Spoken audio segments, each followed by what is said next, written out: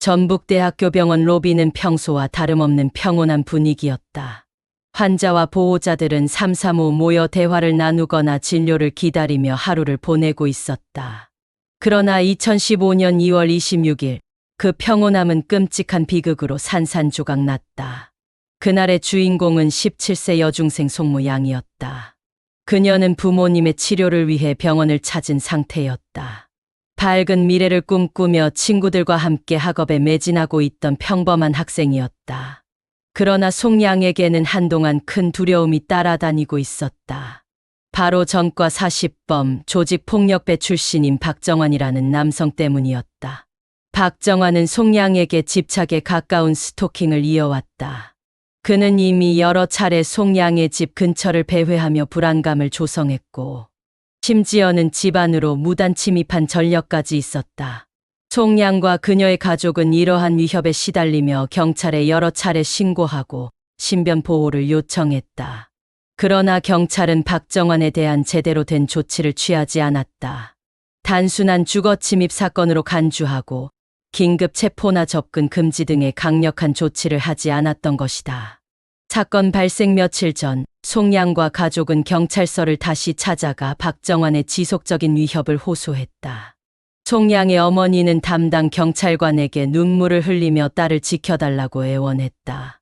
그러나 경찰은 가해자가 이미 주거 침입에 대해 조사를 받았으며 별다른 추가 범죄가 발생하지 않았다는 이유로 신변 보호 조치를 거부했다.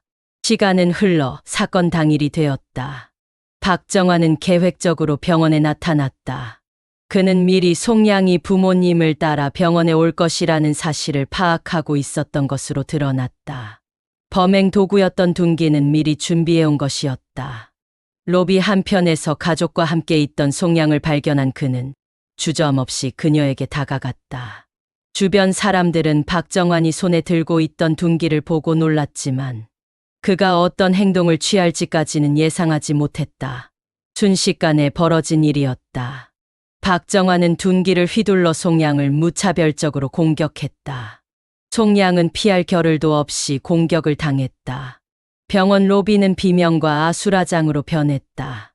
보호자들은 경악했고 병원 관계자들은 혼란 속에서 긴급 신고를 했다.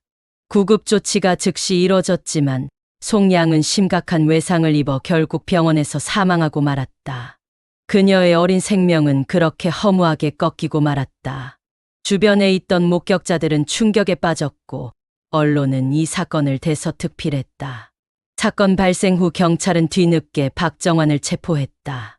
그는 체포 당시에도 별다른 저항을 하지 않았다.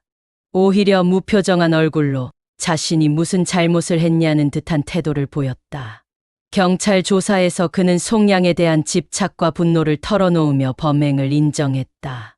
그는 나를 무시했다는 이유로 송양을 공격했다고 진술했다. 이 사건은 한국 사회에 큰 충격을 주었다. 특히 스토킹 범죄에 대한 법적 미비점이 지적되었고 경찰의 초동 대응 미흡이 얼마나 큰 비극으로 이어질 수 있는지 경각심을 일깨웠다.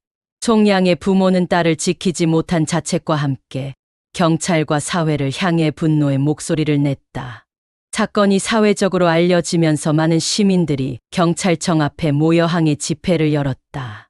그들은 피켓을 들고 신변보호 요청을 무시하지 마라, 스토킹은 살인으로 이어진다는 구호를 외쳤다. 일부 시민단체는 경찰의 책임을 묻기 위한 고발 조치를 추진하기도 했다. 정치권 역시 사건의 심각성을 인식하고 긴급히 대책 마련에 나섰다.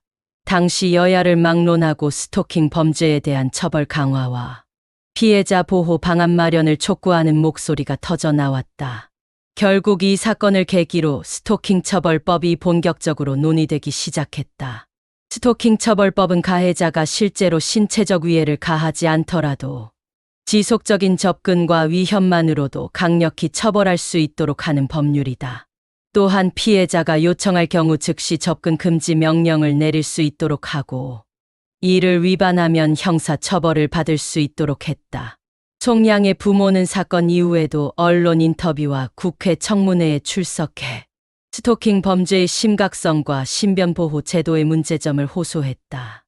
그들은 딸의 억울한 죽음을 헛되이 하지 않기 위해 힘겨운 싸움을 이어갔다. 재판 과정에서 박정환은 자신의 범행을 인정했다. 그는 재판부에 순간의 분노를 참지 못했다고 진술했지만 피해자 가족과 사회는 그의 반성 없는 태도에 분노했다. 검찰은 박정환에게 사형을 구형했다. 최종 판결에서 법원은 박정환에게 무기징역을 선고했다. 그는 다시는 사회로 돌아올 수 없게 되었다. 이 사건은 단순한 살인 사건이 아니었다. 그것은 사회가 얼마나 스토킹 범죄를 가볍게 여겼는지, 경찰이 얼마나 초동 대응에 실패했는지를 여실히 보여준 사건이었다. 송양의 죽음 이후 한국 사회는 서서히 변하기 시작했다. 경찰은 신변 보호 요청에 더욱 민감하게 대응하기 시작했고, 스토킹 범죄에 대한 법적 대응 역시 강화되었다.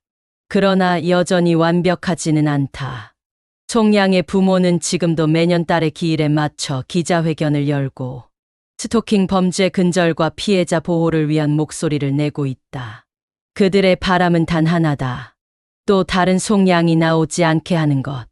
그들이 흘린 눈물과 분노는 한국 사회가 더 나은 방향으로 나아가야 한다는 경고였다.